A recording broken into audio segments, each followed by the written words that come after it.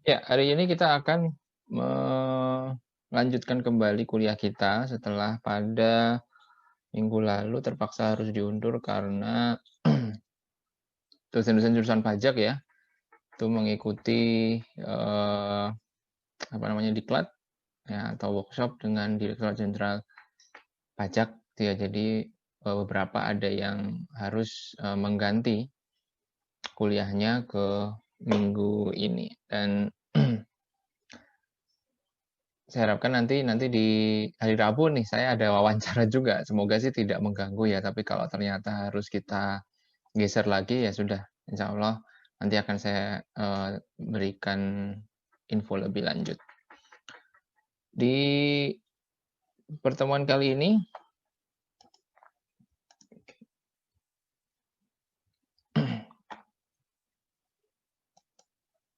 oke,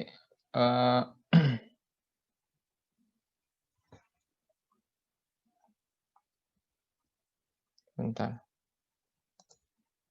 Itu Kautal salah room kenapa? Ada apa ya? Tadi telat Pak, salah masuk room Pak. Room yang Oke, kemarin. oke. Pastikan teman-teman semua sudah absen ya, sudah absen dan mengisi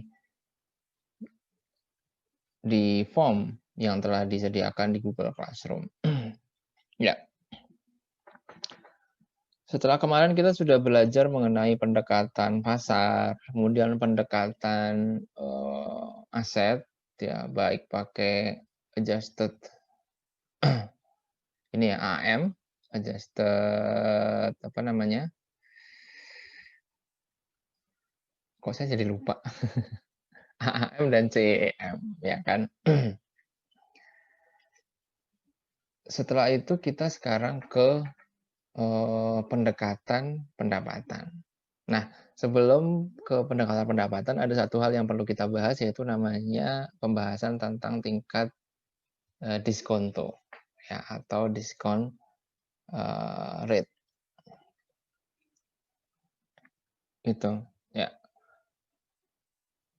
Tingkat diskonto ini menjadi faktor yang sangat penting dalam, penilaian bisnis terutama dalam pendekatan pendapatan karena nanti akan menjadi faktor yang digunakan dalam mendiskonto ya atau mencari nilai present value dari free cash flow. Oke, kita mulai saja materi kita.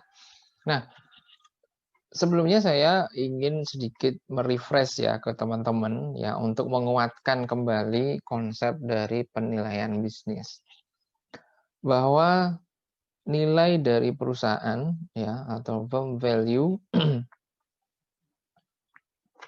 di sini firm value itu adalah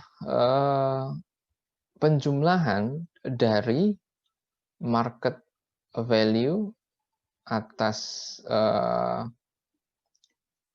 apa namanya interest bearing debt atau bunga yang hutang yang berbeban bunga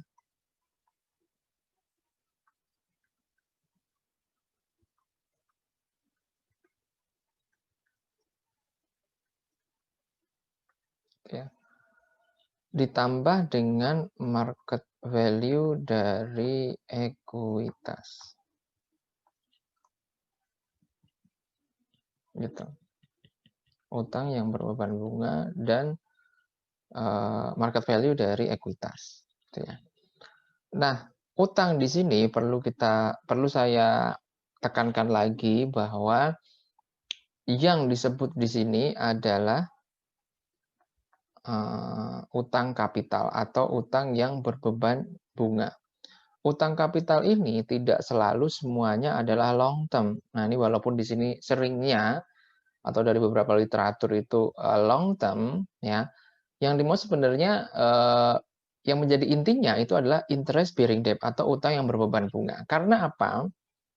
Utang yang berbeban bunga ini ya akibat dari kebijakan akuntansi nanti bisa terklasifikasikan menjadi dua, yaitu short term dan long term. Karena akuntansi di sini memiliki perlakuan bahwa utang yang punya jatuh tempo kurang dari 12 bulan, maka dia disebut sebagai short term. Sementara yang lebih dari 12 bulan, dia disebut long term. Nah, katakanlah misalnya di tahun 2015 misalnya kita berhutang 100 juta dengan bunga misalnya 8%, itu bunga 8%.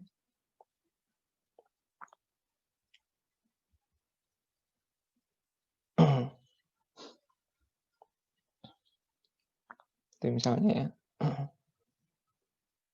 Bentar.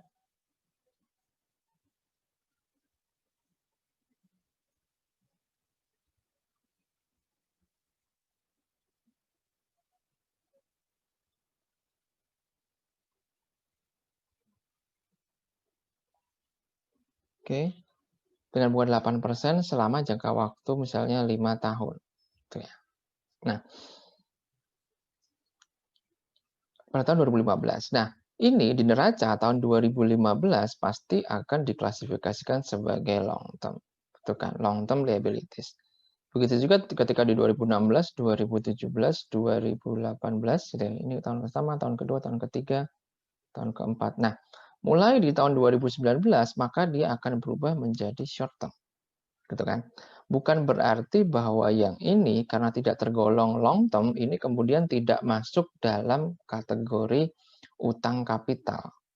Dia tetap masuk ya, walaupun dia berubah jadi short term. Karena intinya adalah utang kapital atau utang yang diperhitungkan dalam penilaian bisnis adalah utang yang berbeban bunga. Ya, baik itu short term maupun long term. Gitu. Jadi dia tetap diklasifikasikan sebagai atau masuk dalam ini. Nanti tahun 2020 dia jatuh tempo kan, gitu. Kemudian ditambah dengan market value dari equity atau nilai pasar dari ekuitas sahamnya. Gitu. Nah, market value dari ekuitas ini sebenarnya kalau kita breakdown terdiri dari tentunya ya nilai bukunya. Ya, nilai buku ini bisa dilihat di neraca, ada misalnya common stock-nya nilainya berapa, paid-in capital-nya berapa, return earning-nya berapa, dan lain sebagainya gitu ya, di ekuitas. Yang kemudian ketika di pasar nanti dia nilainya akan semakin tinggi, ya, kelebihan nilai dari nilai buku itu disebut sebagai market value added, ya, premi dari nilai pasar. Tambahan dari nilai pasar. Nah, inilah yang akan yang berperan sekali dalam memperkaya si pemegang saham. Ya, intinya kan sebenarnya pemegang ketika kita balik lagi ke konsep manajemen keuangan, di mana manajemen keuangan itu ya digunakan dalam rangka ya perusahaan itu diberi tugas untuk memaksimalkan kekayaan pemegang saham. Ya, maka mereka memang diminta untuk memaksimalkan market value added ini. Itu ya, yang akhirnya membuat kaya pemiliknya, semakin kaya pemiliknya.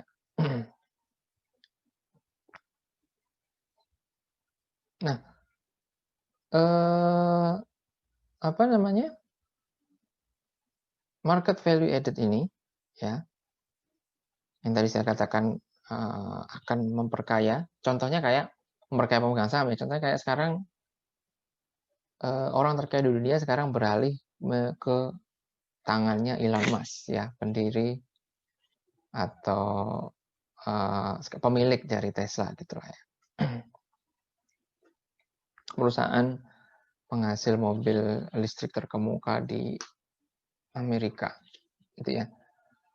Kekayaannya itu sebagian besar disumbang oleh nilai ekuitas dari Tesla yang semakin hari ya sekarang semakin tinggi nilainya karena mungkin nilai kepercayaan dari investor terhadap prospek apa namanya, prospek mobil listrik di masa depan itu semakin tinggi gitu ya, sehingga banyak akhirnya investor membeli saham dari si Tesla ini. Nah, gitu ya. Jadi saya tekankan lagi bahwa komponen yang akan menjadi apa istilahnya, komponen yang akan menjadi pembentuk dari nilai perusahaan adalah nilai pasar dari utang berbunganya ditambah nilai pasar dari ekuitas, gitu ya. Semuanya adalah berbasis nilai pasar. Nah, sekarang kita akan beralih ke pendekatan pendapatan. Setelah kemarin kita sudah ini ya, menggunakan apa namanya, pendekatan pasar dan pendekatan aset, ya, aset accumulation method dan capitalized excess earning method untuk aset, dan kemudian di pasar kita sempat belajar tentang apa namanya, guideline publicly traded company gitu ya, dan merger and acquisition method gitu. Nah, sekarang kita pakai pendekatan pendapatan atau income approach yang nantinya metodenya ada dua, yaitu DCF sama direct capitalization. Ya, itu nanti akan kita bahas lebih lanjut. Nah, ngomong-ngomong tentang pendekatan pendapatan, sebenarnya ini tentunya apa namanya, sangat erat ya, atau teman-teman pasti sudah cukup akrab lah dengan pendekatan ini karena ini juga dipakai di penilaian properti. Nah, apa yang nanti membedakan dengan properti? Ya, tentunya bahwa properti ya, pendapatan dan biaya yang akan dikalkulasi dalam perhitungan nilai hanya yang terkait benar-benar terkait properti. Hanya terkait operasional properti saja. Ya. Sementara kalau dalam bisnis itu lebih luas ya, sesuai dengan yang menjadi bisnis dari entitas tertentu. Kita memandangnya pada perusahaannya, sementara kalau properti melihat pada barangnya, pada propertinya, gitu ya. Kalau penilaian bisnis melihat pada perusahaannya, dia punya usaha apa, itu. Menurut income approach, the value of an asset is the present value of its expected return.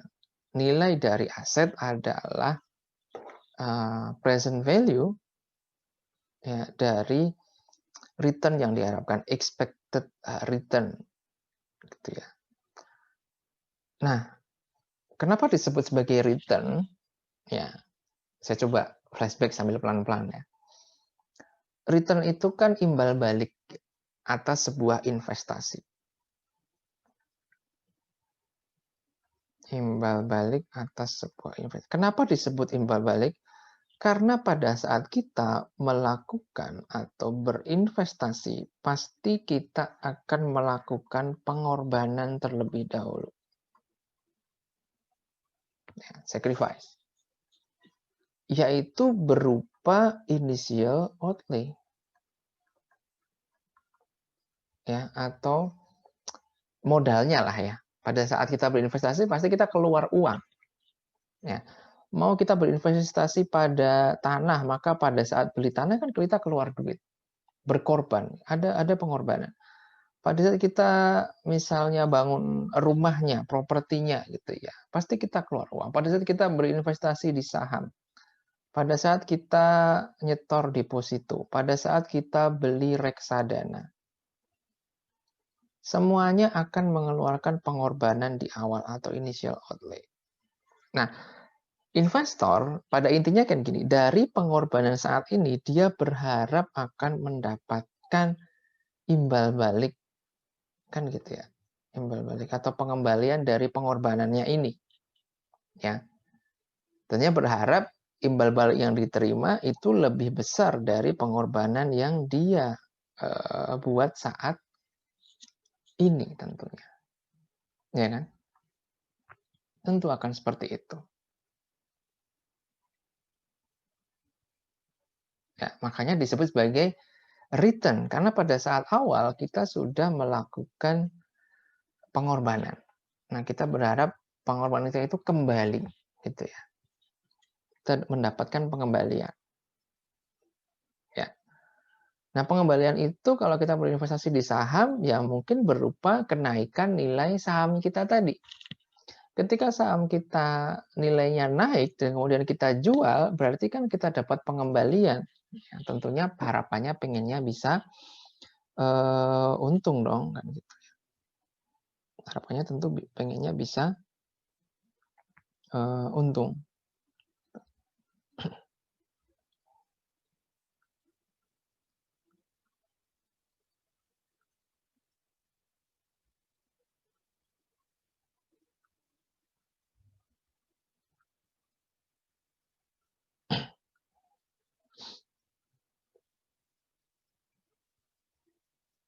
Oke.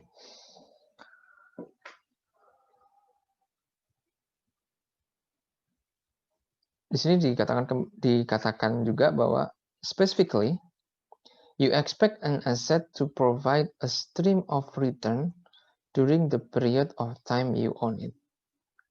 Ya.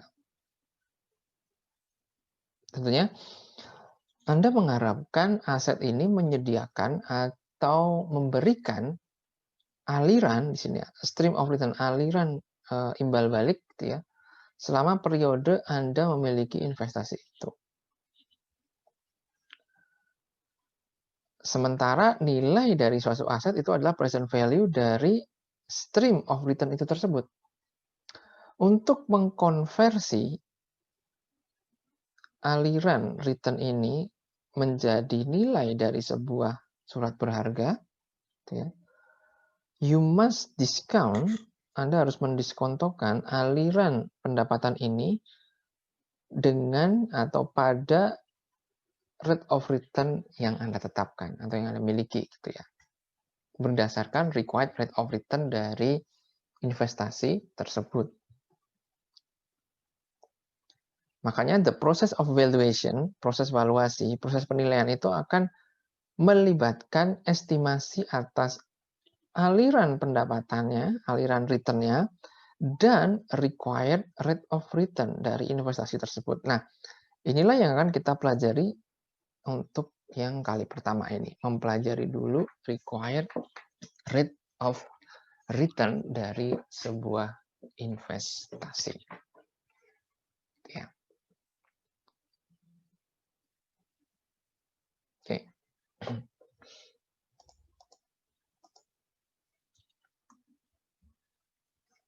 Nah, ini beberapa dasar pemikiran pendekatan pendapatan, gitu ya. Sebenarnya ini menjelaskan kembali apa yang atau kata lain lah ya, atau istilah lain atau pendapat lain yang senada juga dengan yang tadi, bahwa nilai dari suatu investasi itu adalah nilai sekarang atau present value dari arus kas yang diharapkan diperoleh dari investasi atau aktiva tersebut di masa mendatang.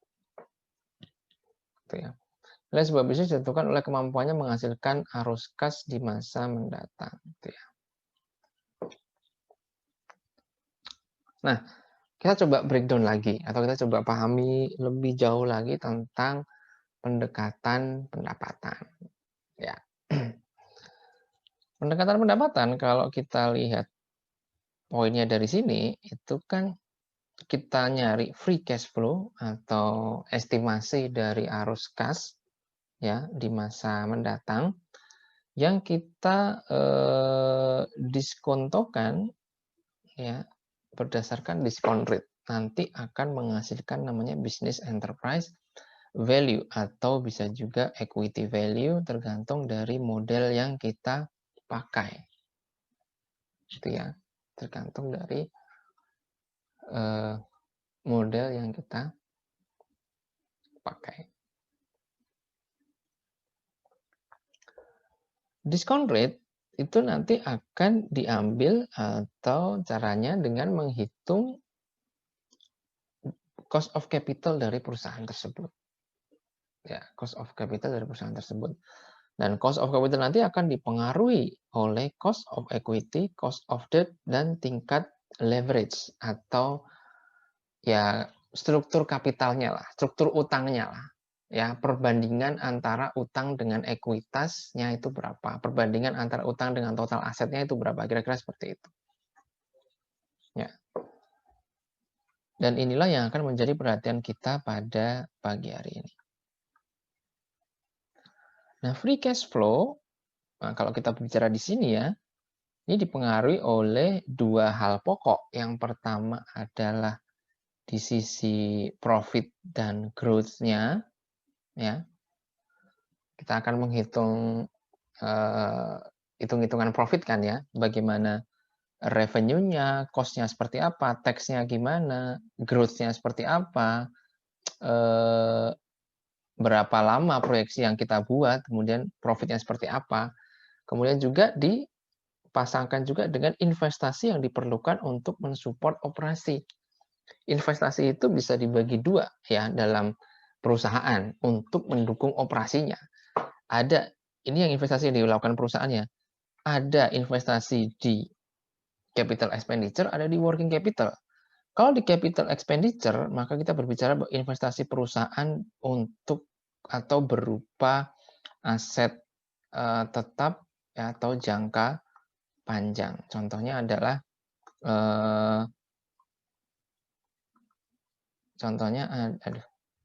adalah perusahaan ketika bangun pabrik. Ya, tentu dia harus beli tanah, bangun gedung, beli mesin, gitu ya. Beli alat transportasi. Sementara di sisi lain untuk menunjang operasi, dia juga harus punya aset berupa working capital. Gitu ya, working capital. Ya kan? Harus beli barang persediaan dong, ya kan? Harus punya cadangan kas dong, ya kan?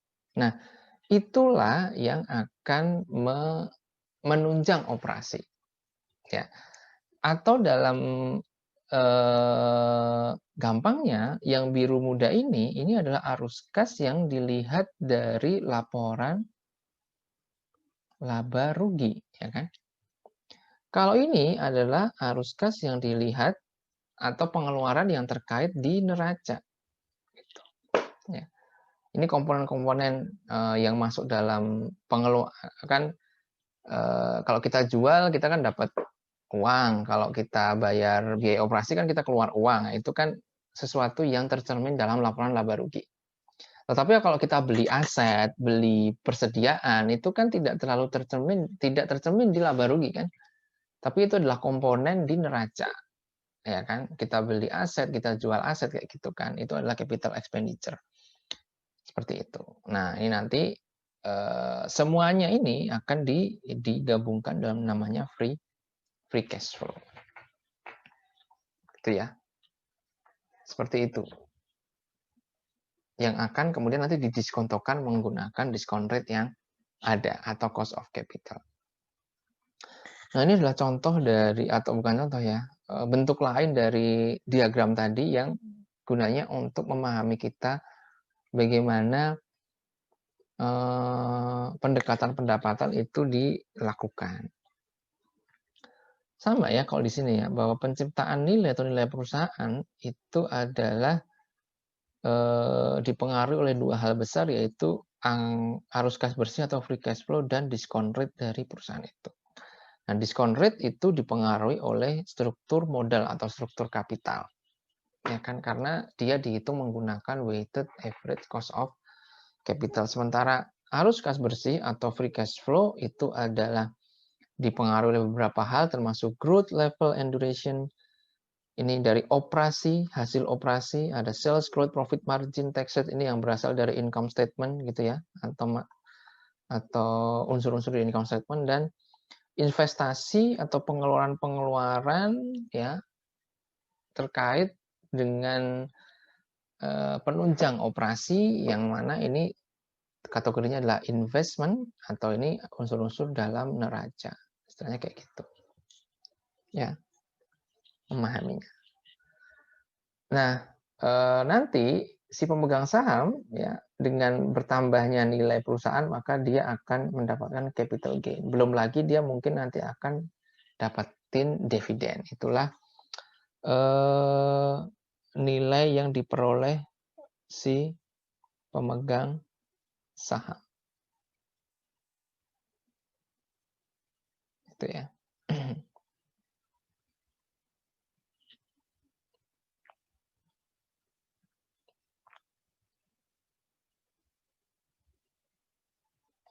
Oke.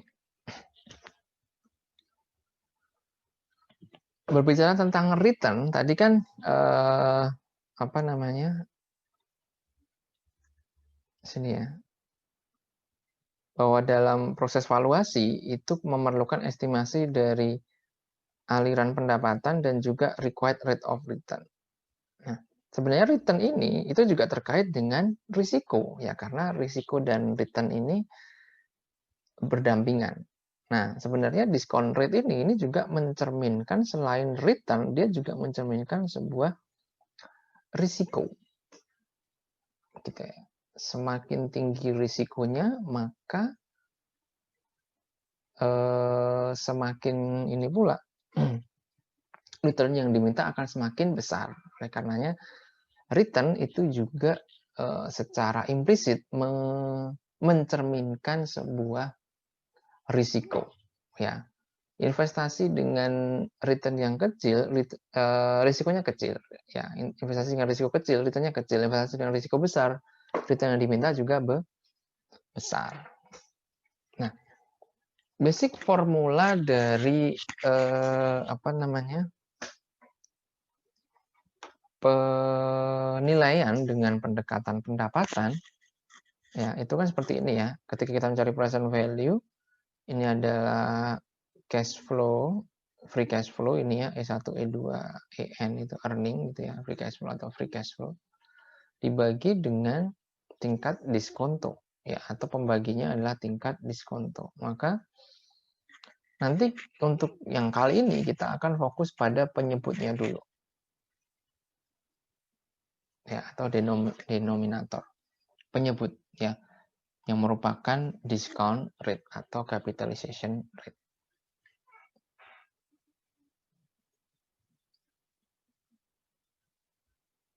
Nah, dalam nanti kita akan melakukan penilaian dengan menggunakan pendekatan pendapatan, ya pada saat kita memperhitungkan ini nih, free cash flow, dan menghitung apa namanya tingkat diskontonya, maka kita harus selalu konsisten. Apa itu konsistennya?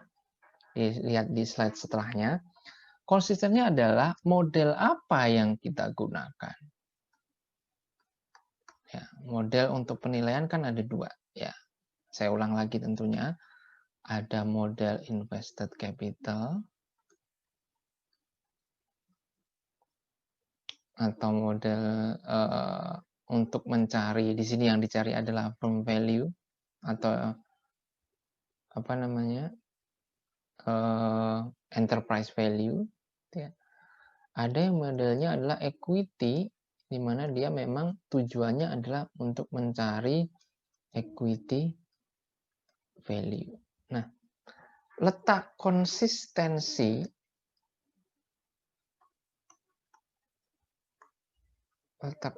dalam penilaian bisnis itu adalah bagaimana kita bisa konsisten kalau kita mencari, yang dicari adalah invested capital. Sorry.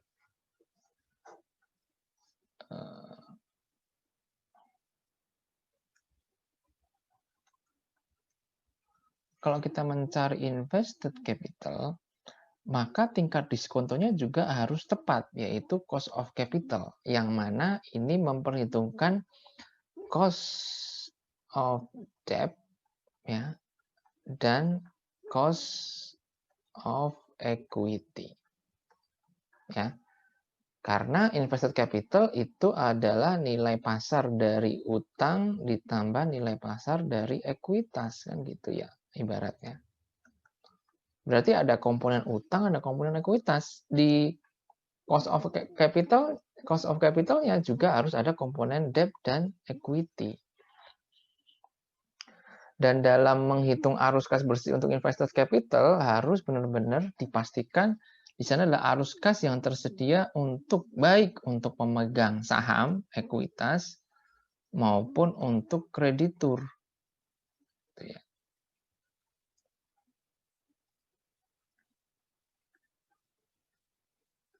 Ya, jadi harus konsisten. Kalau ini invested capital, pastikan free cash flow-nya adalah yang mengandung aliran untuk pemegang ekuitas dan kreditur, plus tingkat diskonto yang digunakan adalah cost of capital. Yang mana terdiri dari cost of debt dan cost of equity. Tapi kalau yang dicari adalah nilai ekuitas, berarti nanti arus kasnya hanya arus kas yang menjadi haknya pemegang saham. Dan tingkat diskonto yang dipakai adalah cost of equity. Gitu ya. Jadi harus konsisten. Kita pakai model apa? Kita mau cari apa? Nilai perusahaan atau nilai ekuitas? Kalau nilai perusahaan, maka arus kasnya harus mencerminkan arus kas untuk pemegang saham juga kreditur. Di sana harus ada arus kas yang dibayarkan ke kreditur. Jadi tidak boleh mengeluarkan pembayaran bunga di situ. Tapi kalau yang kita cari adalah untuk ekuitas, maka harus dikeluarkan untuk pembayaran bunga itu harus dikeluarkan dulu. Yang memang arus kas itu hanya tinggal yang menjadi haknya si pemegang ekuitas. Nah, nanti tingkat diskontonya juga harus disesuaikan, harus konsisten antara apa yang dicari dengan apa yang akan digunakan dalam perhitungan. Gitu ya.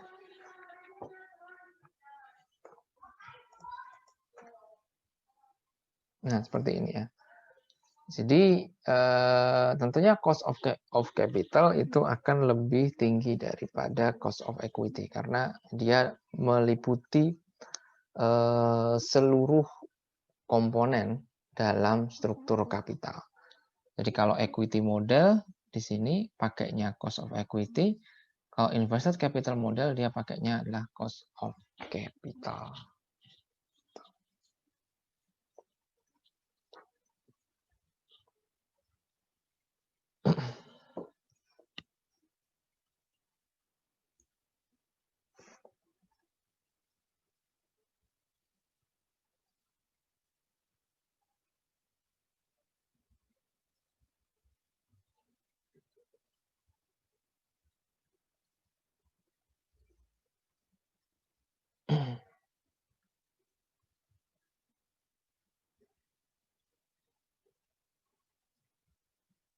Oke, bentar ya.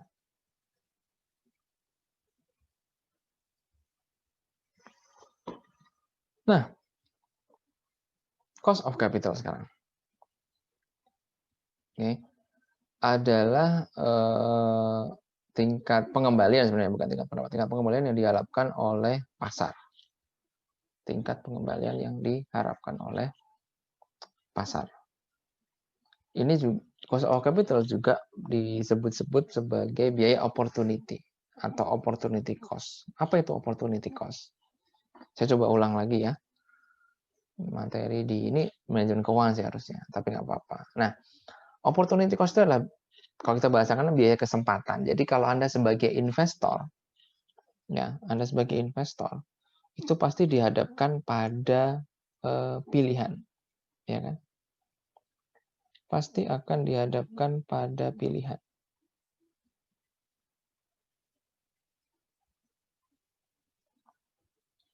Ya. Berbagai macam pilihan. Nah, katakanlah Anda punya uang 1 miliar. Ya. Dan Anda ingin berinvestasi. Ya, misalnya pilihannya ada 4. Ada perusahaan invest A, ada perusahaan B, ada C, ada D. Mau Mau investasi di mana? Kalau Anda taruh 1 miliar ini semuanya di A, berarti kan Anda kehilangan kesempatan menikmati return di B, C, dan D, ya kan? Ya kan?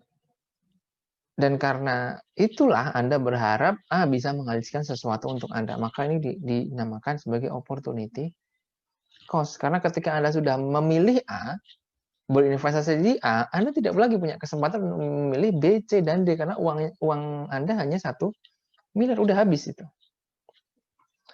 Begitu juga ketika Anda memilih D, C, atau B, maka Anda akan kehilangan kesempatan berinvestasi dan mendapatkan untung dari tempat yang lain. Itulah opportunity cost. Ya, makanya pihak investor itu kan kenapa kita harus bijak memilih investasi, karena di sana ada return, ada risiko, ada atau semuanya juga ada biaya opportunity. Bahwa ketika kita sudah memilih sesuatu, kita kehilangan kesempatan di yang lain. Maka disebut sebagai biaya kesempatan, karena ketika sudah memilih, kesempatan yang lain hilang. Kan bisa aja Pak, 1 miliar ini kita bagi ke semuanya A, B, C, D. Misalnya kayak gitu ya. Situasinya seperti ini. Berarti kan tidak ada cost of opportunity dong, biaya opportunity. Jangan salah. Nah, jangan salah. Bahwa ketika kalaupun kita memilih A, B, C, dan D, katakanlah di dunia ini cuma ada 4 pilihan dan kita bisa memilih semuanya, tetap ada opportunity cost. Loh kok bisa? Ketika kita memilih A, B, C, dan D, apakah ketika ini digabung, profitnya bisa jadi lebih bagus apabila kita cuma memilih A saja? Kan bisa seperti itu kan? Ya. Kita memilih semuanya di A, B, C, D, atau cuma di A saja, itu kan juga sebuah pilihan. Bisa jadi ketika kita milih A saja, itu profitnya akan lebih tinggi dibandingkan kita berinvestasi di A, B, C, D. Karena ternyata apa? A ini profit, misalnya ini profit ya, B ini profit, C ini ternyata rugi. Atau returnnya negatif. Dan D juga ini rugi. Sorry. Dan D ini juga rugi. Sorry. Ini kenapa begini?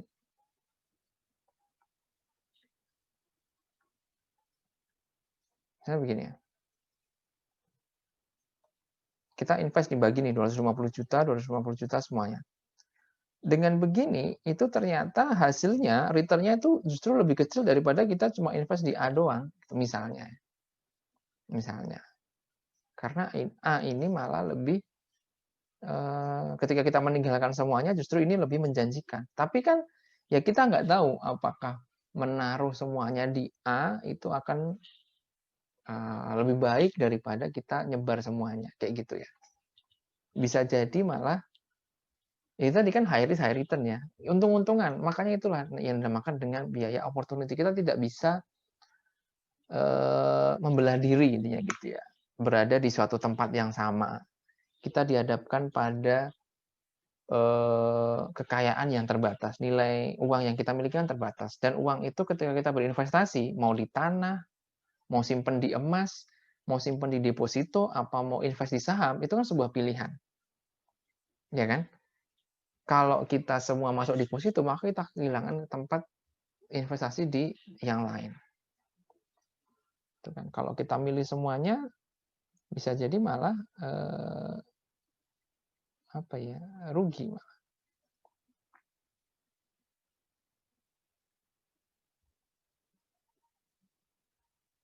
Gitu.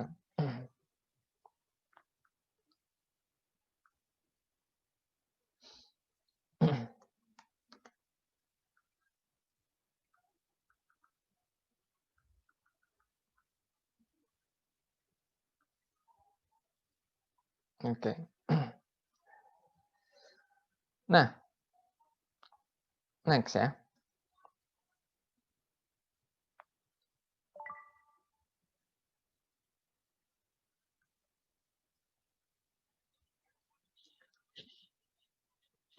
Mana tadi ini saya. Nah, itu tadi tentang biaya opportunity. Jadi cost of a capital itu mencerminkan biaya biaya modal, return yang diharapkan dari investor, juga merupakan biaya opportunity cost gitu ya. Nah, cost of capital terdiri dari cost of debt dan cost of equity. Biaya hutang dan biaya ekuitas.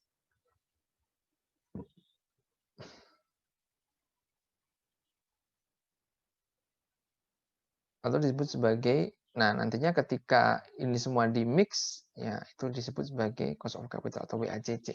Nah, cost of debt biasa dihitung menggunakan tingkat bunga pinjaman. Kalau dia berupa bunga bank,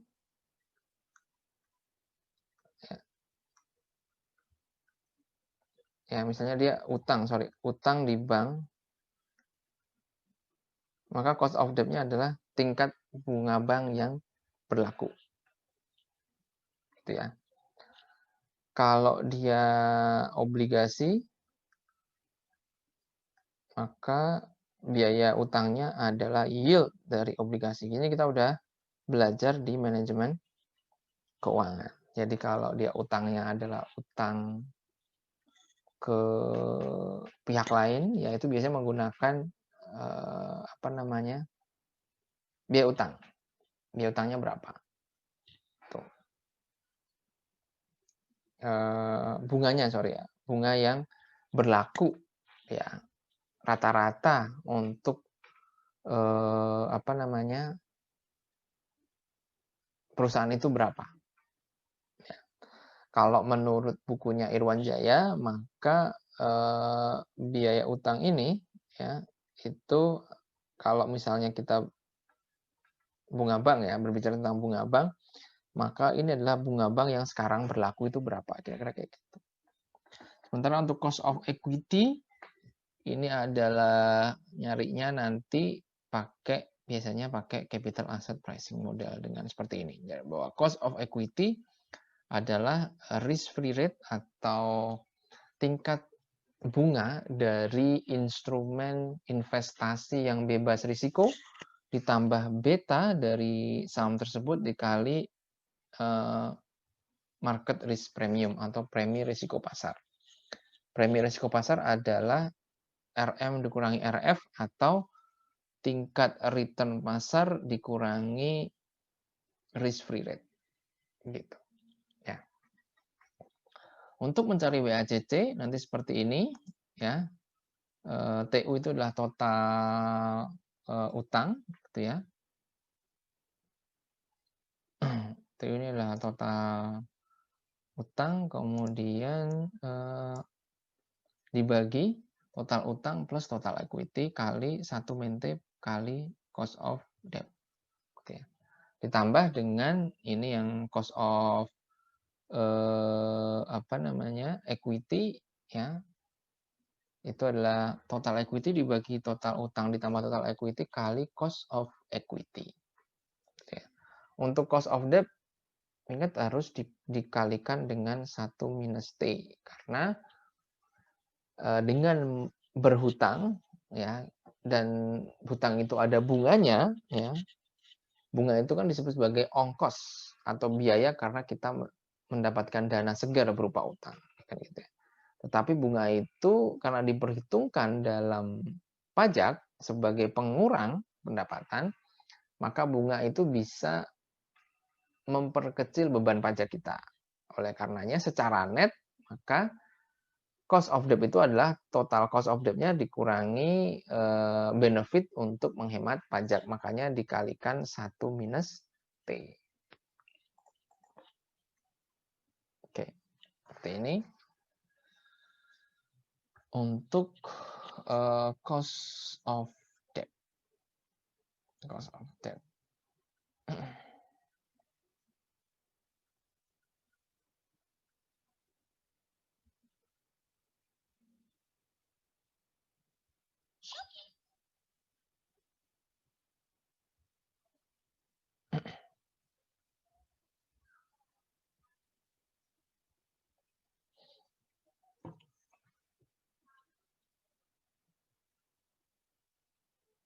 Ya. Nah, kemudian cost of equity. Nah, cost of equity ini biasa dihitung dengan menggunakan capital asset pricing model, ya. Model yang menjelaskan hubungan antara risiko dengan expected return yang digunakan untuk menilai surat berharga yang memiliki risiko. Nah, CAPM seperti ini kita sudah kenal lama ya, pada saat mempelajari manajemen keuangan 2 sudah juga dijelaskan bahwa cost of equity itu adalah risk free rate, ya, tingkat return bebas risiko, ya, ditambah beta dikali risk market premium. Risk market premium adalah RM min RF atau risk market dikurangi risk free rate. Itu ya. Ini adalah model CAPM. Nah, model CAPM itu hubungannya adalah bahwa return dari equity itu adalah yang pertama adalah return dari investasi bebas risiko. Biasanya ini diambil dari ya suku bunga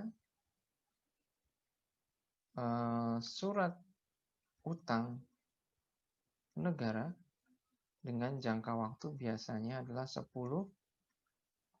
tahun biasanya. Ini tergantung dari horizon itu ya, apa namanya, waktu pada saat kita menyusun proyeksi. Misalnya 10 tahun ya itu kita pakai itu sehingga cocok. Tapi kadang atau menurut ahli lain, nanti akan saya jelaskan, mudah-mudahan menghitung risk free rate itu tidak semudah ini. Ya, nanti akan ada penjelasannya. Beta ini mencerminkan apa ya, risiko sistematis dari sebuah sekuritas surat berharga yang dijual di pasar. Ya, ini adalah beta. Beta adalah yang mengukur hubungan antara market return ya dengan ini apa namanya, return dari perusahaan tersebut. Ya, jadi hubungan antara market return dengan sekuritas atau saham, itulah ya, secara individu.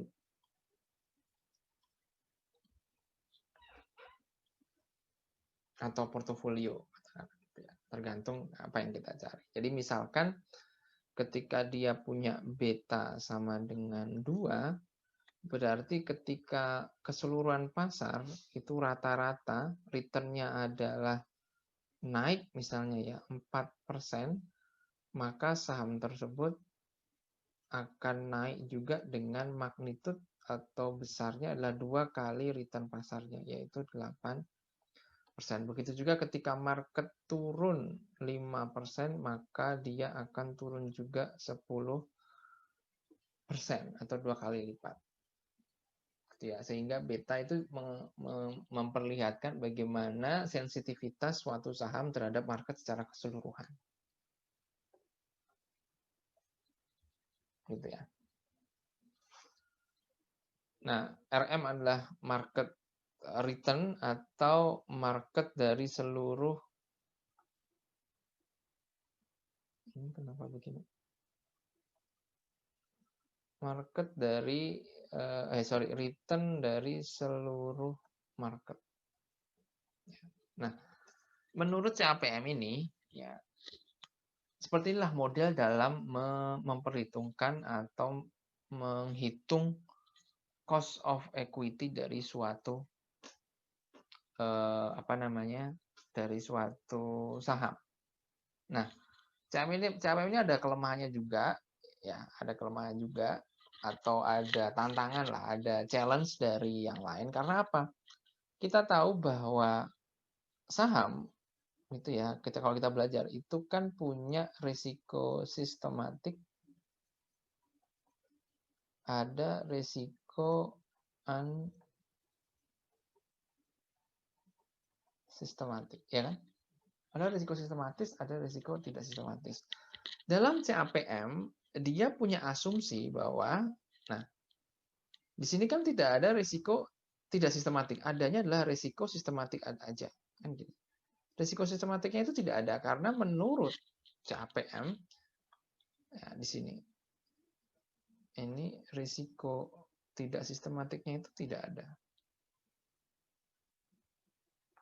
Ya. Jadi dia berasumsi bahwa itu nggak ada. Nah, karenanya apa nanti akan saya jelaskan. Sebelum saya ke sana, saya pengen nanya, apa sih bedanya risiko sistematik dengan risiko tidak sistematik? Dan apa contohnya? Coba teman-teman sampaikan di chat dulu. Sebelum saya melangkah lebih jauh, apa sih bedanya antara risiko sistematik dengan risiko tidak sistematik? Atau systematic risk dan unsystematic risk? Yuk silakan. Di chat, ya, di komen. Silakan tuliskan, oke, apa bedanya risiko sistematik dengan risiko tidak sistematik.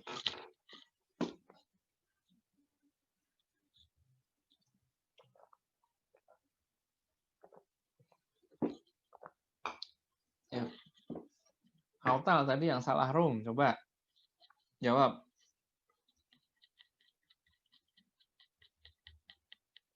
Sistematik bisa diminimalisir dengan divertifikasi. Waduh. Ini. Yang lain coba.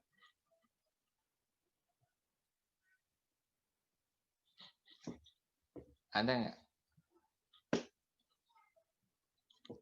Ada nih. Nah, Suci. Risiko sistematik adalah risiko pasar lah ya. Contohnya terjadi wabah pandemi. Sedangkan risiko tidak sistematik adalah risiko masing-masing perusahaan. Antara perusahaan yang satu dengan yang lain berbeda. Oke. Iqbal, systematic risk tidak bisa dihilangkan. Unsystematic risk bisa dihilangkan, kata Iqbal. Wah, itu berarti beda sama katanya Hautal ya. Hautal bilang sistematik bisa diminimalisir dengan diversifikasi katanya. Kemudian Rabiatul Adawiyah. Risiko sistematis, risiko yang diterima oleh perusahaan di pasar. Contohnya pandemi COVID-19 berdampak pada seluruh perusahaan. Risiko unsistematis, risiko yang ditanggung oleh perusahaan saja. Non-sistematik jadi kegagalan pasar. Hautal. Oke. Fani Nurfadila. Risiko sistematik dipengaruhi oleh pasar atau industri pandemi misalnya. Sedangkan tidak sistematis dipengaruhi oleh perusahaan itu sendiri. Contoh kesalahan pada manajemen perusahaan. Oke, Niko. Resin sistematise. Waduh, apa ini resin sistematise? Disebabkan dari faktor luar perusahaan atau pasar. Maftu gufron. Risiko sistematik itu risiko yang out of control. Risiko pasar. Kalau risiko unsistematik, risiko yang bisa dikontrol. Risiko perusahaan. Naufal. Risiko sistematis disebabkan oleh faktor-faktor yang secara bersamaan mempengaruhi pasar. Unsistematik tidak terkait dengan perubahan pasar secara keseluruhan. Good. Anissa. Risiko sistematis, risiko pasar tidak bisa dihindari. Ya. Desperdinan. Risiko sistematis pada umumnya sifatnya sistematik dan sulit dihindari. Contoh risiko sistematik adalah peningkatan suku bunga. Risiko sistematik sering disebut sebagai risiko spesifik. Tuh. Risiko perusahaan atau unsystematic risk. Risiko non-sistematik pada umumnya dapat dikelola dengan menggunakan portofolio. Oke, good. Ya. Oke, saya koreksi dulu untuk Hautal ya. Bahwa yang bisa diminimalisir itu bukan risiko sistematik. Yang bisa diminimalisir itu adalah risiko tidak sistematik. Oke. Bagaimana cara meminimalisir, ya, mengeliminasi risiko tidak sistematik itu adalah dengan diversifikasi. Ya. Jadi nggak boleh kebalik ya. Kalau pilihannya kan cuma ada dua, yang bisa diversifikasi yang mana. Kalau kebalik fatal nanti, ya. Jadi risiko sistematik itu dia tidak bisa diminimalisir, pasti akan kena, gitu ya. Pasti akan kena. Ya. Karena itu terjadi akibat faktor-faktor yang hampir mempengaruhi seluruh isi pasar.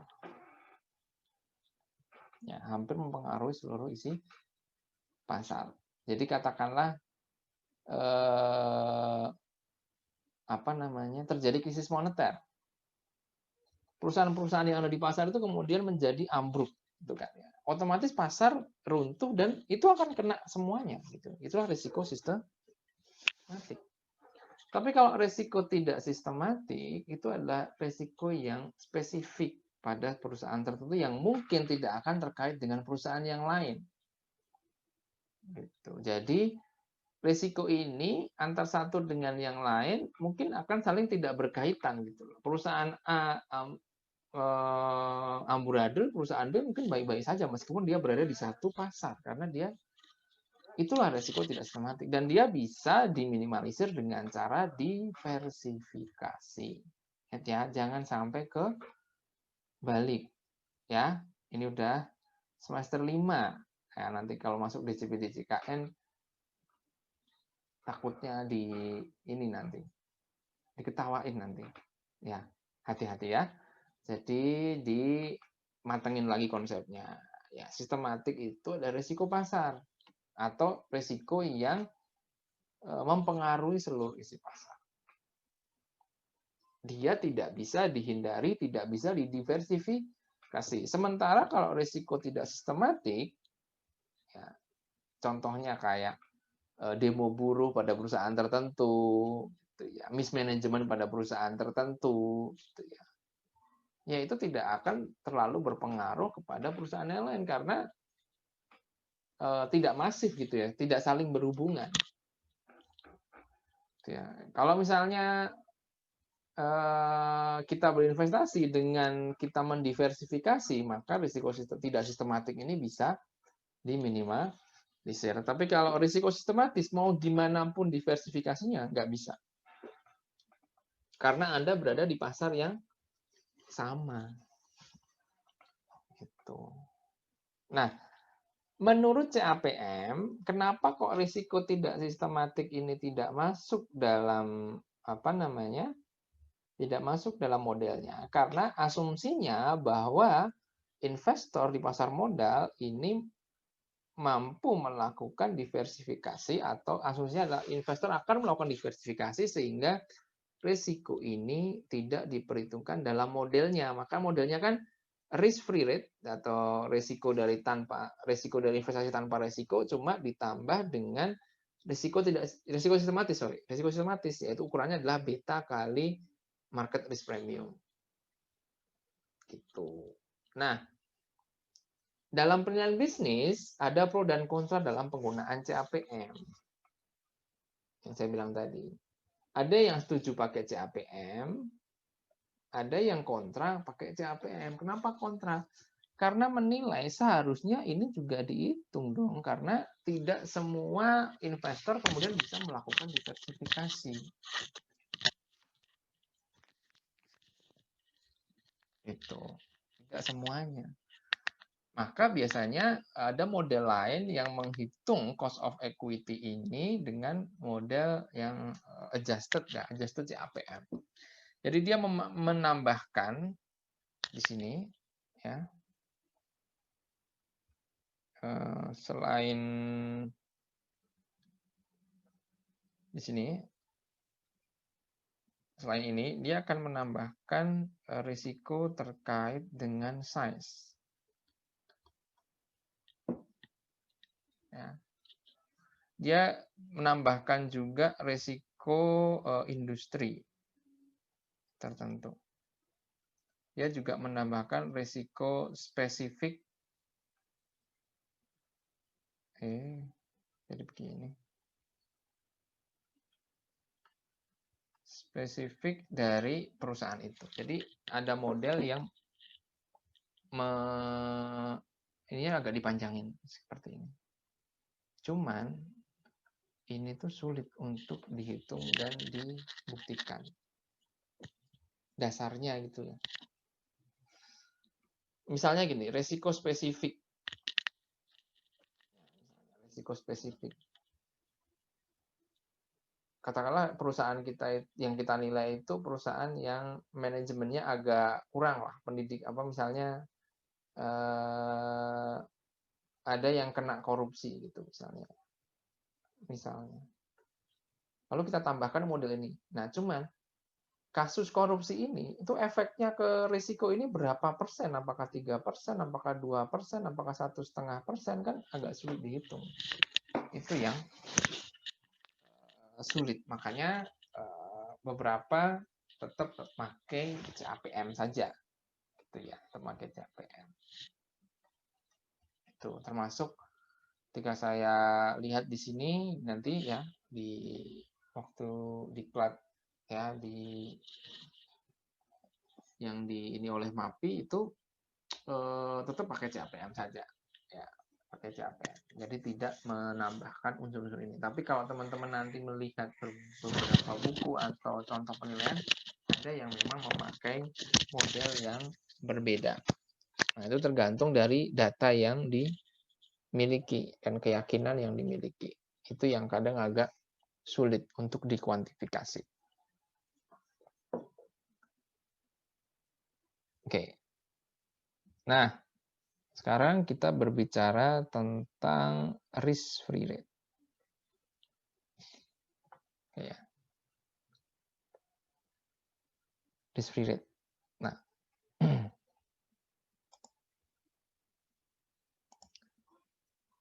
risk-free rate itu sering diambil secara langsung dari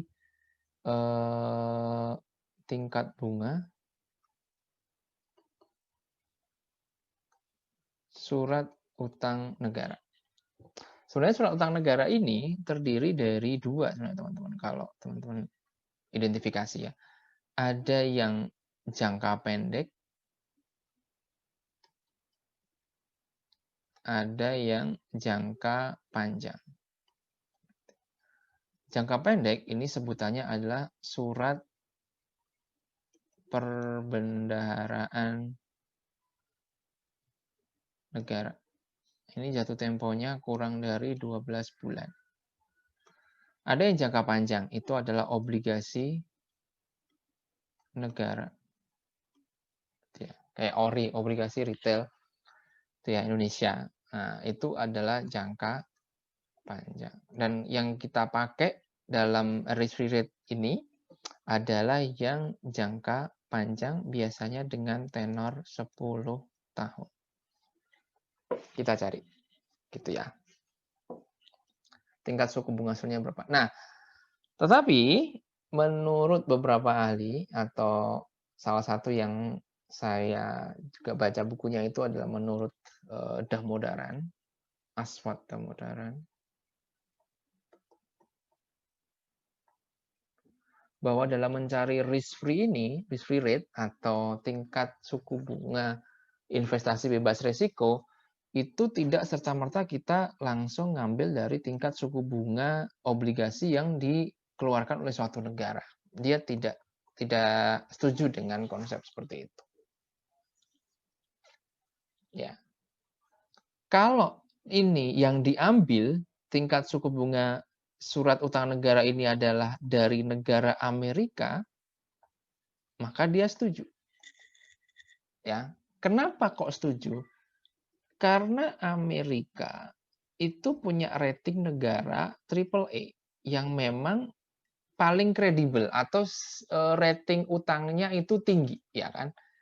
Berarti kalau istilahnya negara itu mengeluarkan obligasi, itu kan tingkat keyakinan bahwa itu akan dibayar atau tingkat risikonya itu kan minimal, ya kan? Inilah yang dipercaya sebagai the real risk-free rate. Tetapi apabila kita berada di Indonesia, ya, yang punya rating katakanlah BAA, misal, terus kita ambil begitu saja tingkat suku bunga, ya, dari Indonesia, padahal ratingnya dengan Amerika berbeda, maka menurut Aswad Damodaran ini bukanlah real risk free rate atau bukan risk free rate. Kenapa? Karena Indonesia ini kan ratingnya lebih rendah. Rating yang lebih rendah artinya dia mengandung risiko. Kalau dia mengandung risiko artinya apa? Bunga yang dari obligasinya itu sudah mengandung premi risiko untuk investor. Ya kan? Nggak mungkin Indonesia akan mengeluarkan obligasi dengan bunga yang lebih kecil kan dari Amerika ya kan? Atau sifatnya kayak ginilah gampangnya. Indonesia ini kan kekuatan ekonominya berbeda jauh kan dengan Amerika atau katakanlah dengan perusahaan yang kayak yang lain gitu ya. Perusahaan apa negara yang lebih yang rata-rata maju misalnya katakanlah Inggris kayak gitulah ya. Kalau selama ratingnya mudah-mudahan begini, selama ratingnya triple A atau itu paling tinggi, maka kita boleh langsung ambil suku bunga obligasi negara tersebut sebagai real risk free rate di negara itu. Tetapi apabila rating dari suatu negara itu bukan triple A, maka jangan langsung ambil tingkat suku bunga perusahaan tersebut sebagai real free rate. Karena apa? Pasti sudah mengandung premi risiko untuk investor. Apa itu premi risiko? Ya iyalah, ratingnya aja tidak triple A. Berarti kan mengandung risiko. Nah, Indonesia supaya menarik investor kan risikonya lebih tinggi dari yang lain. Ya kan ratingnya BAA dia. Untuk bisa menarik investor kan pasti dia mengeluarkan atau menambah premi. Mau nggak beli Sun saya? Memang sih rating saya BAA, tapi nih tak tambahi, istilahnya kayak gitu lah. Ekstra supaya kamu mau beli obligasi saya kayak gitu. Sehingga tingkat suku bunga Sun itu sudah mengandung premi. Supaya ini benar-benar kembali ke risk free, maka premi risikonya harus dihilangi dulu untuk mengembalikan dia pada tingkat risk free atau setara dengan negara yang punya punya rating triple A gitu ya. Intinya kayak gitu. Jadi harus disesuaikan dulu untuk menghilangkan atau agar dia setara dengan negara yang punya rating triple A. Caranya adalah dengan menghilangkan premi risiko. Premi risiko ini adalah premi risiko dari suatu negara gitu ya, atau country risk-nya itu dihilangi dulu. Itu country risk-nya itu dihilangi. Nah, itu sebentar, itu ada simulasinya ya secara sederhana. Mana ya? Sebentar ya. Oke. Saya coba. Mana ya? Coba lihat ya. Oke. Cara menghitung risk free.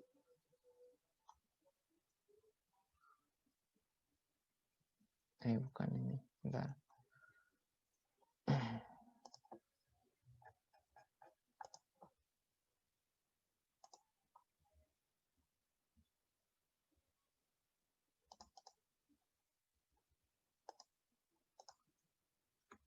Bentar ya. Nah, sini. Estimating the risk free rate oleh Aswad Damodaran. Jadi risk free rate itu ya itu kan berbeda-beda ya contohnya di sini ya. Nah, ini adalah untuk negara-negara yang punya rating tinggi katakanlah gitu ya, risk free rate. Oke. Di negara-negara itu beda-beda. Oke. Nah, ini misalnya katakanlah ini adalah daftar gitu ya, suku bunga obligasi negara. Kita lihat di sini Brazil ya, karena ini dia ngambilnya mudah-mudahan Brazil. Ini di sini Indonesia juga ada. Ini 5,23, Brazil 9,71. Gitu ya. Nah, jangan langsung mengambil ini sebagai risk free rate. Gitu ya. Ya. Jangan. Karena apa? Kalau dilihat, nah kalau dilihat dari rating, di sini ya ratingnya ya. Brazil itu ratingnya adalah menurut ini 3 pemeringkat ya. Ada S itu adalah Standard and Poor di Amerika. Yang biasa juga internasional ya, dia menjadi lembaga pemeringkat. Ada M itu Moody. Ada F itu Fitch. Semuanya adalah lembaga pemeringkat atau yang memberikan rating. Brazil ini menurut Standard and Poor triple B, menurut Moody Baa2, menurut Fitch adalah triple B sama. Sementara Amerika adalah triple A. Itu ya. Amerika itu triple A. Maka suku bunganya tentunya pasti akan berbeda dong. Ya, yang di Brazil ini pasti sudah mengandung premi risiko atas rating rating negara yang berbeda. Gitu. Jadi nanti caranya menggunakan beberapa contoh. Menggunakan beberapa variabel untuk menyesuaikan. Contohnya adalah default spread. Jadi ketika ini sebuah negara dengan rating triple A, ya, ini akan berbeda sekian persen. Katakanlah Brazil tadi di sini kan BA2 kan ya, di sini kan ya. Ada sejumlah perbedaan sekitar 1,75% dari yang triple A. Ini adalah premi risiko dari suatu negara. Karena negara itu lebih berisiko ini dibandingkan yang triple A, maka pasti akan ada premi sebesar 1,75. Ini adalah simulasi yang disampaikan oleh Aswad Damodara dan banyak menjadi referensi dalam penilaian bisnis itu ke dia. Ya, seorang profesor yang terkemuka dari NYU, New York University ya. Moga aja sih teman-teman nanti ada yang kuliah di sana. Jadi caranya adalah kita harus menghilangkan premi resikonya ini supaya apa? Supaya setara dengan negara yang punya rating triple A. Nah, jadi misalnya ini pakai jadi ada banyak cara ya. Bisa pakai government bond spread atau perbedaan dari tingkat suku bunga dari obligasinya ada. Jadi misalnya kalau dia ngeluarin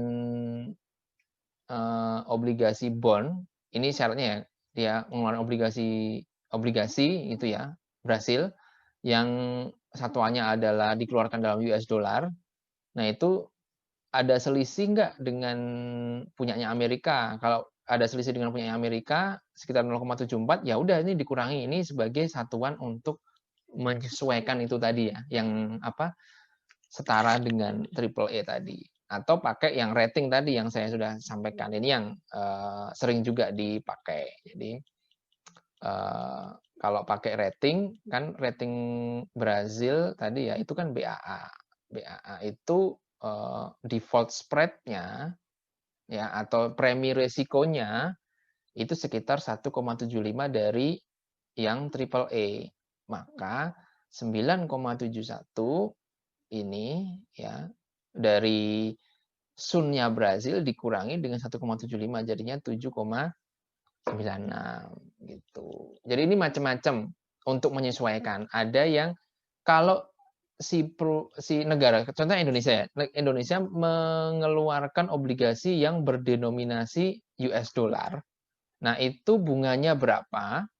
Bandingkan dengan bunganya Amerika, obligasi Amerika. Nah, itu selisihnya berapa? Selisihnya itu yang kita akan kurangkan di sini sebagai penyesuai untuk risk free rate. Atau pakai CDS itu credit default swap gitu ya. Ini ada rate-nya juga nanti dihitung. Macam-macam ya. Jadi kita pakai salah satu aja. Yang paling gampang ya pakai rating based spread. Jadi ratingnya kalau Brasil BAA, kalau Amerika kan triple E, maka kita lihat default spread-nya berapa. Ini 1,75 ya udah pakai ini.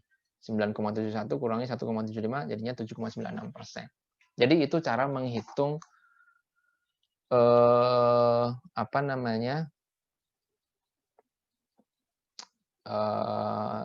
Menghitung risk free rate ya. Jadi tidak bisa langsung serta-merta gitu ya. Langsung serta-merta kita ngambil dari ini yield dari bond suatu negara, katakanlah Indonesia di sini. Ya, di sini Indonesia 5,23, nggak boleh kita ngambil 5,23. Tetapi kita harus cari tahu dulu Indonesia itu ratingnya ada di mana, misalnya. Ya, ketika rating Indonesia ada di BAA2 atau triple B, ya sudah, berarti ada penyesuaian sebesar 1,75. Nah, nanti harus dikurangkan. Intinya mengurangkan tadi apa sih? Supaya kita ketemu benar-benar risk free. Ya, real risk free. Karena obligasi dari suatu negara ketika ratingnya tidak triple E, dia mengandung premi resiko, dan premi resikonya harus kita hilangkan supaya benar-benar ketemu risk free. Gitu ya. Itu cara untuk mengetahui atau menghitung risk free rate suatu negara. Jadi tidak bisa langsung mudah-mudahan ya tidak bisa langsung ngambil dari suku bunga obligasi Indonesia jangka waktu 10 tahun, tapi harus kita sesuaikan dulu dengan menghilangkan premi risiko dari suatu negara karena rating Indonesia bukan triple E. Intinya gitu ya. Oke, kita kembali lagi. Itu adalah cara menghitung risk free rate. Lalu kita ke mana tadi? Oh, ini dia.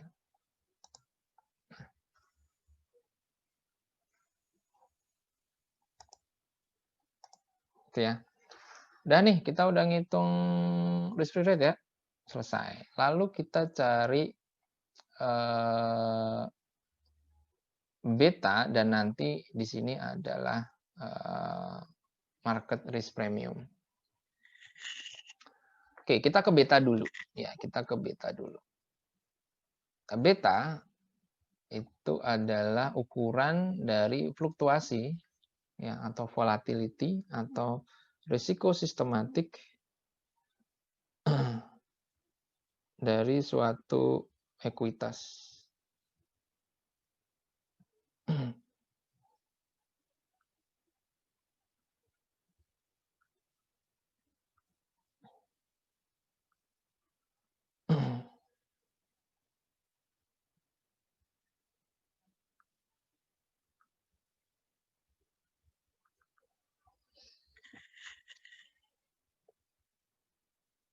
Atau portofolio ya dibandingkan dengan keseluruhan pasar.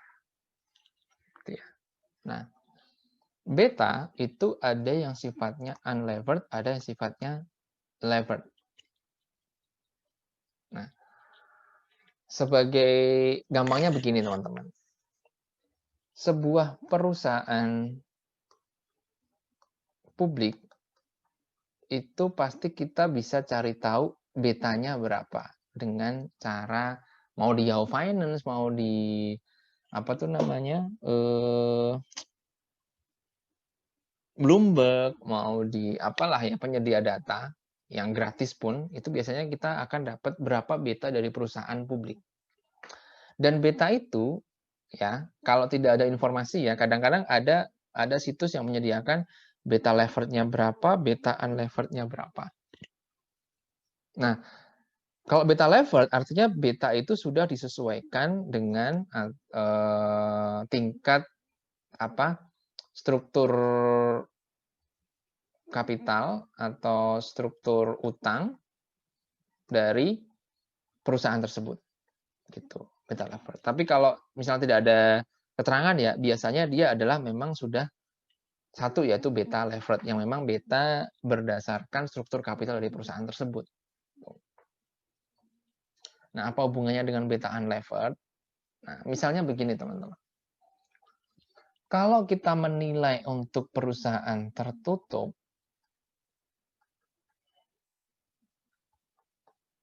ya, itu pasti betanya tidak ada datanya di pasar. Nggak ada. Mau cari di Yahoo Finance ya nggak ada. Orang dia nggak listing kok. Ya, nggak ada. Kalau beta perusahaan listing, ya pasti ada. Biasanya ada. Gitu. Kalau perusahaan tertutup, pasti nggak ada.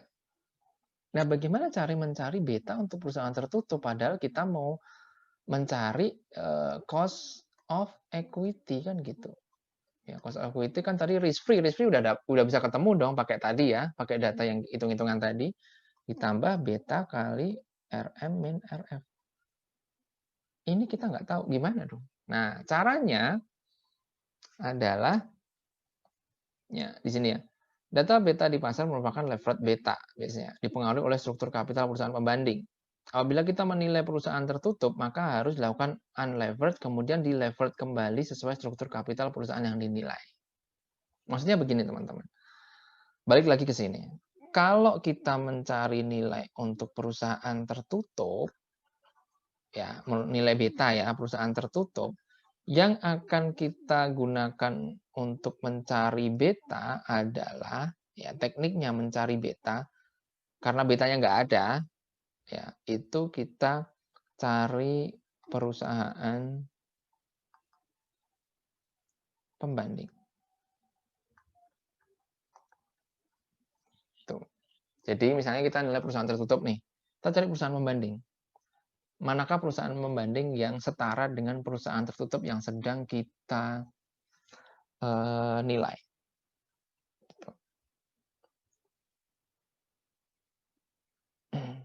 Oke.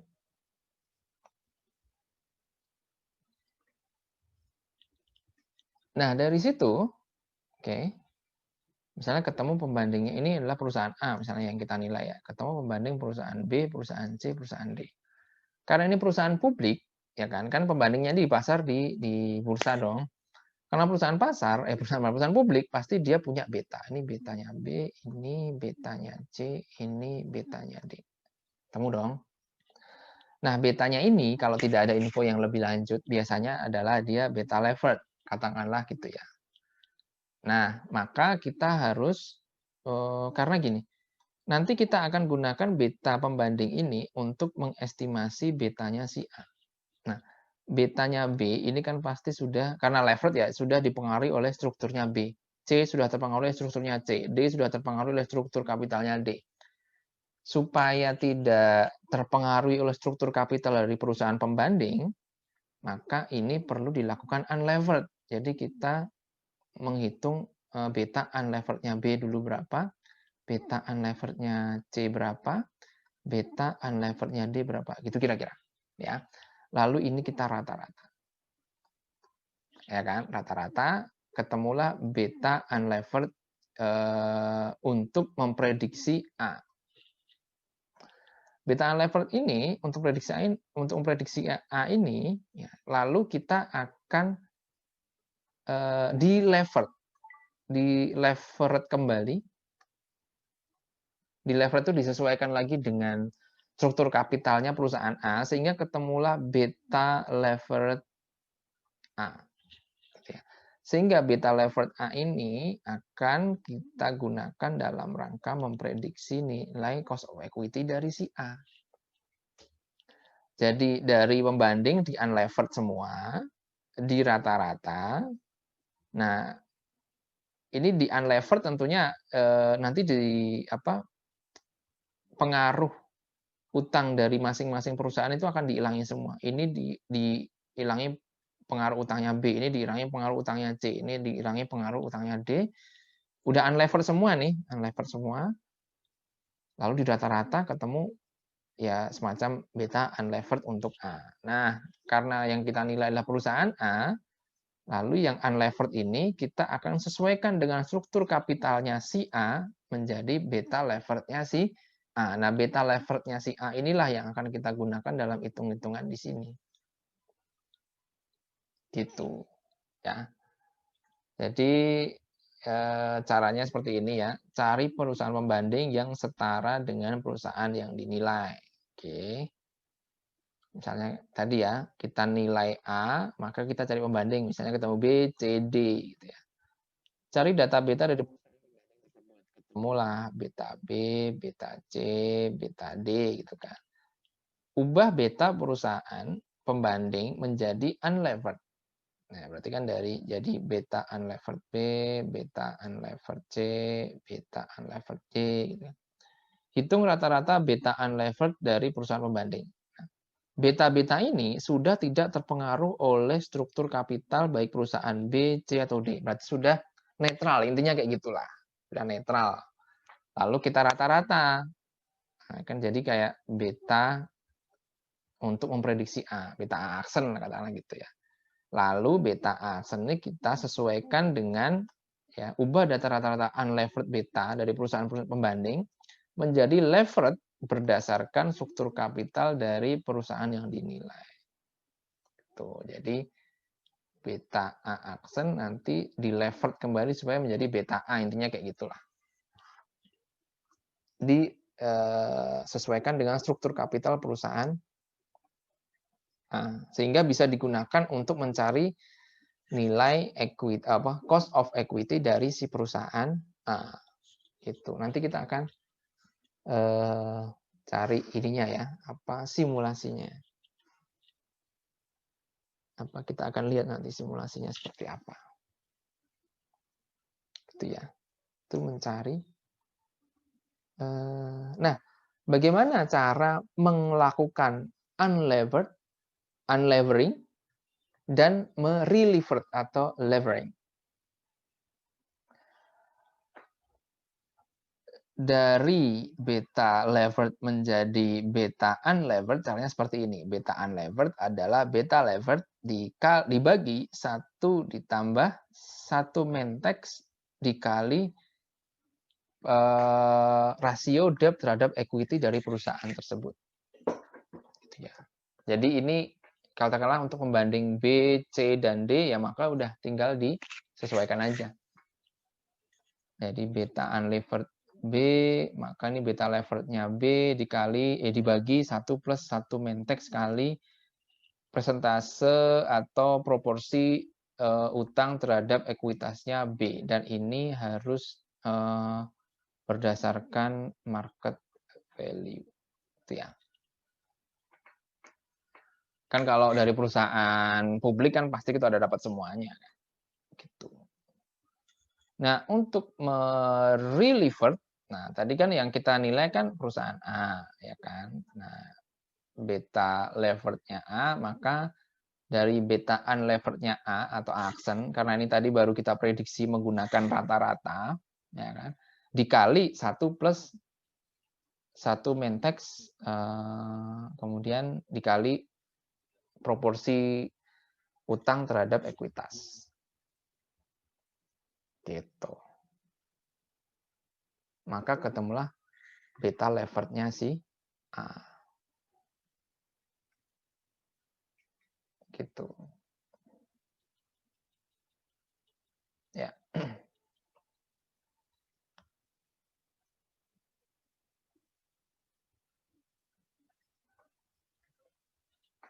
Setelah itu kita cari dengan menggunakan WACC. Ya. Beta udah. Tadi risk free udah, beta udah. Oh, risk ini ya, ini yang belum. RM yang belum. Atau RM min RF secara keseluruhan. Disebut sebagai ini ya, premi risiko pasar. Ya, kalau RM doang berarti tingkat return pasar. Cara mencarinya gimana? Nah, ini juga gampang-gampang susah sebenarnya cara mencari ini. Sebentar ya, saya stop share dulu. Saya cari mana yang tadi ya?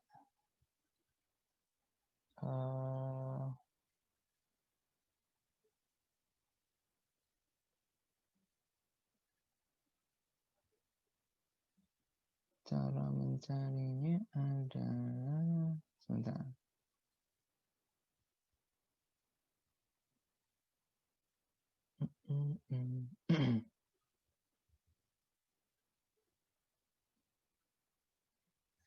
Country risk premium sebentar. Ini soalnya lebih agak, jadi sebenarnya ada cara yang bisa memudahkan, itu kita pakai ininya Damodaran, tetapi jadi Damodaran itu menyediakan hitung-hitungannya gitu ya, hitungan untuk apa namanya,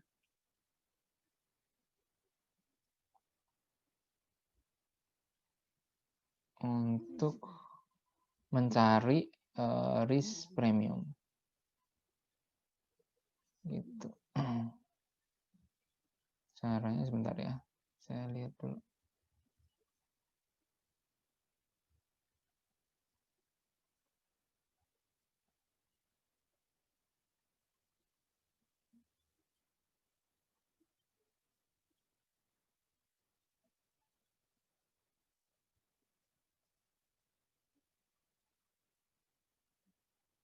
Country risk premium, sebentar.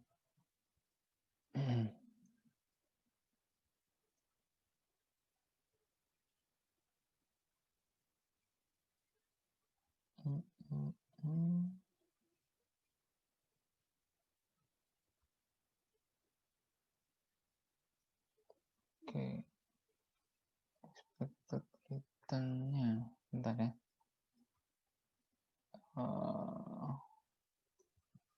Atau oke, gini deh. Kok hilang ya tadi itunya ya? Gini.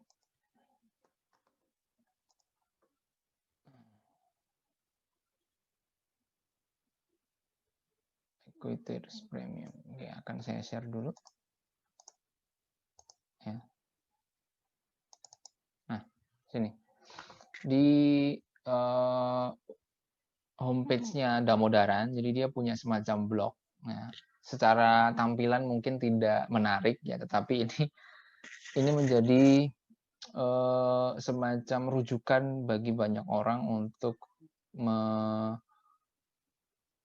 menghitung beberapa hal terkait penilaian bisnis. Contohnya adalah di sini adalah total equity risk. Jadi dia punya metode, tetapi dia juga sudah kayak menyediakan gitu ya, menyediakan database, bahkan ini diupdate terus, last update gitu, kita lihat Januari, tanggal 8 Januari 2021 atau minggu lalu ya, untuk mengetahui berapa total equity risk premium ya, atau market premium ya, per negara.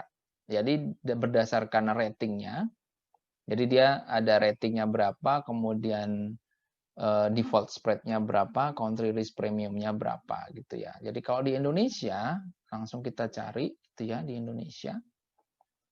Ini BA2, maka risk premiumnya adalah 6,56%. Jadi berdasarkan Damodaran kita bisa tahu bahwa market risk premiumnya adalah 6,56%. Ini hitung-hitungannya sebenarnya berdasarkan, dia ngitungnya awalnya adalah standar basisnya itu adalah market premium dari perusahaan market premium di Amerika. Kemudian disesuaikan dengan keadaan negara. Ya, misalnya risiko suatu negara itu seperti apa, maka disitulah nanti ketemu market risk premium di suatu negara. Jadi karena data memperhitungkan market premium itu paling bagus ada di Amerika, maka dia kayak membuat interpolasi, ya sudah, basisnya pakai data di Amerika, disesuaikan kemudian dengan risiko di suatu negara. Nah, jadilah market risk premium yang berlaku di suatu negara. Dan ini kita bisa cari tahu dari Damodaran. Ini apa namanya? Secara periodik dia selalu mengupdate ini ya. Dan ini per negara. Alhamdulillah Indonesia termasuk dari sekian negara yang diperhitungkan oleh Aswad Damodaran gitu ya. Jadi misalnya ini di United States ini kan triple A ya kan. Triple A ini kan Amerika ya. Triple A ini kolom yang ke 1, 2, 3. Kolom yang keempat ini adalah rating based default spread. Artinya kan dia tidak ada default spread ya, tidak ada premi risiko default, tuh nggak ada karena ratingnya paling tinggi triple A. Nah di Amerika itu country risk premiumnya juga 0, artinya tidak ada di sini kita lihat ya. Country risk premium. Tidak ada premi country risk ya. Orang triple A dia paling tinggi kan. Triple A. Nah, yang triple A itu nggak ada juga ini. Siapa ini? Triple A, Switzerland atau Swedia. Ya, maka di sini kita lihat nih 4,72 ya, 4,72 Swedia, Switzerland sama dengan ini United States. Nah ini 4,72. Inggris ini malah lebih tinggi karena dia ratingnya lebih kecil, AA3. Ya, jadi di sini kita bisa lihat nanti kalau menghitung maka kita bisa pakai ini sebagai rujukan ya, karena dia punya reputasi yang tinggi lah dalam menghitung ini si Aswad Damodaran ini ya, 4,72 untuk Amerika, sementara untuk Indonesia dengan rating mana BAA2 itu 6,56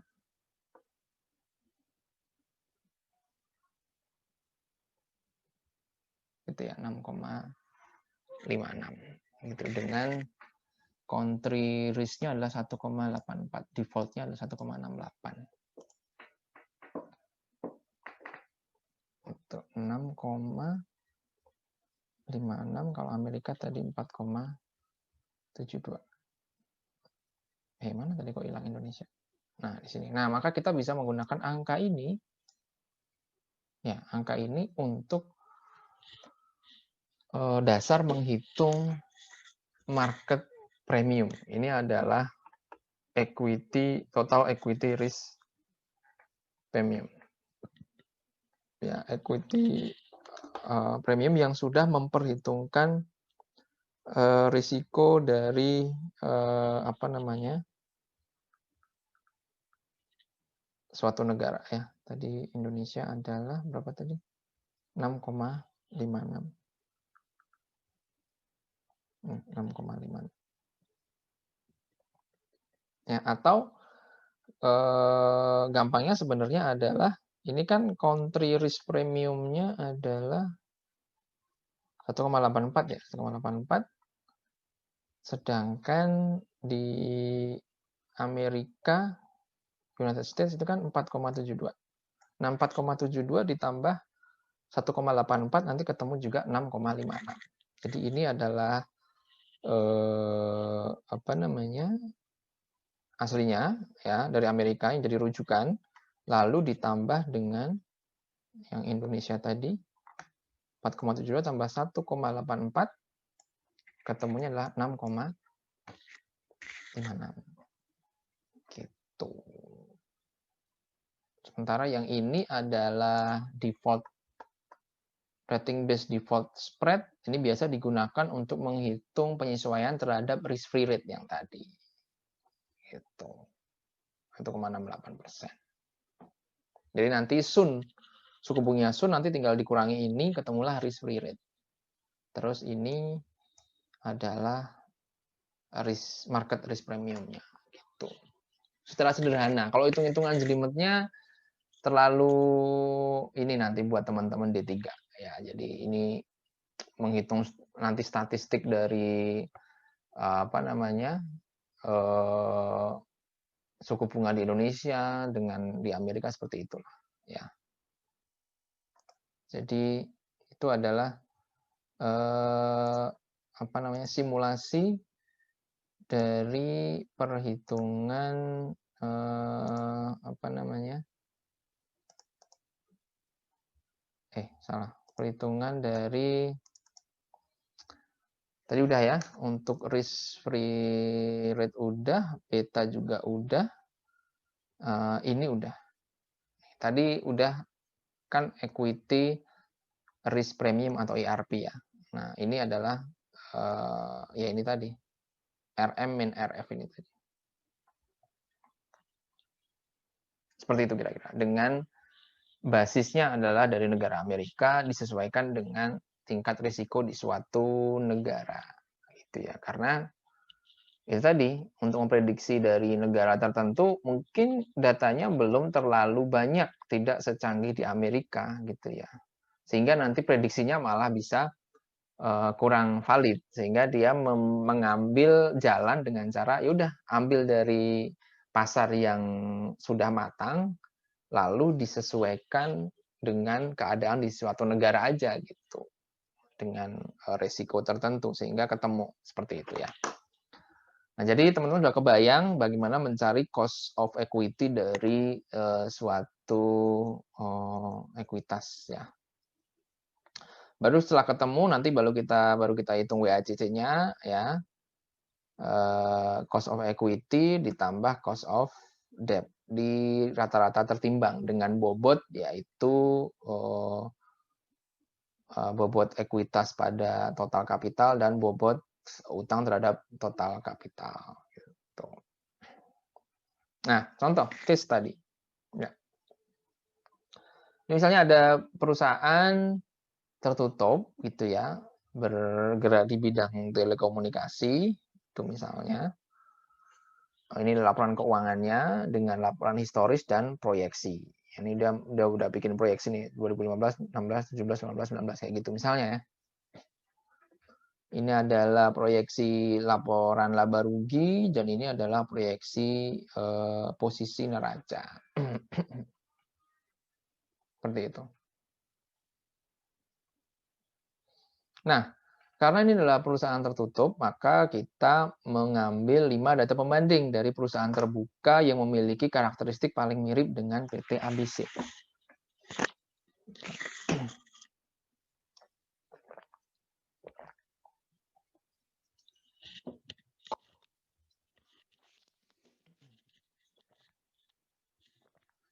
Misalnya, ada Telkomsel, OKTBK, Metro Data Elektronik, Tipon Mobile Indonesia, Jaya Swasembada, TBK, Global Teleshop.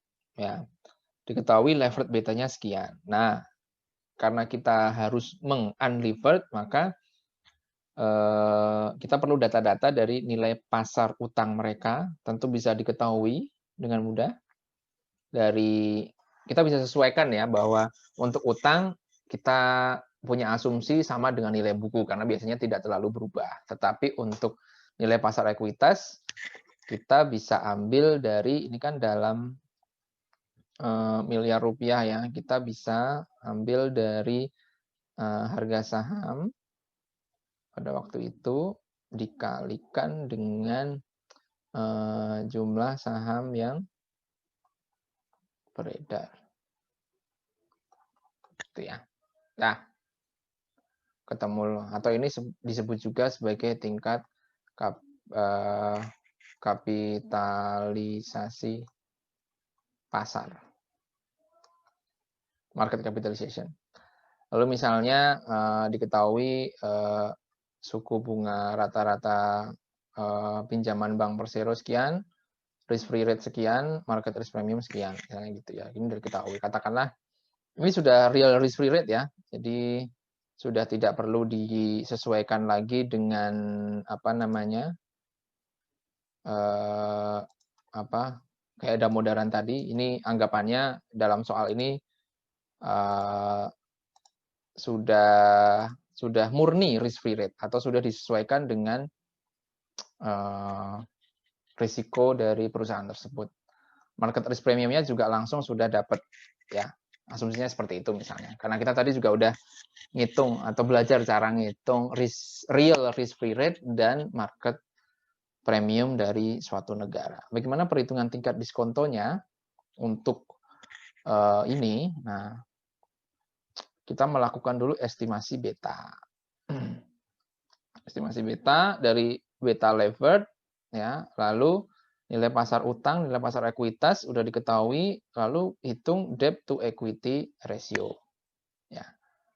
Utang dibagi ekuitas, utang dibagi ekuitas gitu ya. Ketemu, terus tingkat bunga yang ada, misalnya ini 25% gitu ya. Lalu di unlevered, sesuai dengan rumus yang tadi. Jadi dibagi dengan faktor levered, dibagi dengan 1 plus debt to equity kali 1 min tax. Ini ketemu, ya kan? Lalu di rata-rata, ketemu 0,59. Ini adalah estimasi beta yang bersifat unlevered untuk perusahaan ABC. Nah, 0,59 ini kita tarik ke sini, ya, unlevered. Lalu kita lakukan relevered. Nah, releverednya dikalikan dengan faktor levered. Caranya adalah kita ini adalah data rasio utang terhadap ekuitas gitu ya, 59%. Kemudian tingkat pajaknya 25%, tinggal dikalikan aja unlevered dikalikan 1 plus debt to equity kali 1 min tax. Ketemulah betanya 0,85 gitu ya. Itu cara mencari beta untuk perusahaan tertutup. Kalau perusahaan terbuka udah pasti kita cari langsung ketemu levered betanya berapa. Makanya mencari nilai perusahaan terbuka itu agak tricky ya, karena ya nilai ekuitasnya udah ada, berarti yang selesai sebenarnya. Itu yang kadang sulit. Jadi kayak untuk mencari berapa real nilainya itu kita kadang harus gimana ya caranya? Apakah menggunakan pembanding lagi gitu ya? Padahal di situ datanya dia sudah ada juga ya, betanya dia berapa, nilai ekuitasnya dia berapa, sebenarnya juga udah tersedia di situ. Oke. Kemudian ketika kita mengkalkulasi WACC-nya adalah kita lihat di sini apa namanya? Struktur modalnya adalah seperti ini. Ya, struktur modalnya adalah seperti ini. Oke, ini adalah rasio utang terhadap kapital, ini rasio ekuitas terhadap kapital. Biaya utangnya adalah 11,47%. Ini diambil tadi dari data ini ya. Suku bunga rata-rata pinjaman Bank Persero. Oke, dari pinjaman suku bunga rata-rata pinjaman bank ketemu 11,47, kemungkinan dia mungkin nggak punya obligasi kali ya. Ya udah, utangnya dari utang bank semua, udah ketemu ini cost of debt. Lalu efek tax-nya dikeluarkan, ketemulah cost of debt yang net 8,6%. Sedangkan biaya ekuitas risk free rate tadi ketemu 5,77, premium risiko pasar ketemu 8,66, ya kan? Relevered betanya 0,85, maka ya udah hitung aja 5,77% ditambah betanya 0,85 kali 8,66. Gitu ya. Karena ini udah premium ya, premium risiko pasar ya. Ini sudah mencerminkan RM min RF. Gitu ya. Ketemulah 13,17%. Tinggal di WACC. WACC-nya ya tadi ini kan bobot utangnya adalah 37,30% kali biaya utang setelah pajaknya adalah 8,6%, ya, ditambah dengan bobot ekuitas terhadap kapitalnya adalah 62,70% dikali cost of equity-nya 13,17%. Hasilnya adalah iya betul, hasilnya adalah 11,46%. Ini adalah PACC. Selesai sudah pembahasan kita pada siang hari ini tentang cost of capital. Kita udah lihat satu-satu, mulai dari filosofinya, nanti digunakan untuk apa, cara mencarinya gimana, gitu kan ya. Cost of debt itu seperti apa, ya. Cost of equity seperti apa, nyari risk free rate seperti apa, nyari beta seperti apa, nyari market risk premium seperti apa, lalu nyari WACC seperti apa, ya. Ini udah semua. Silakan bagi yang ingin bertanya masalah menghitung risk tingkat diskonto.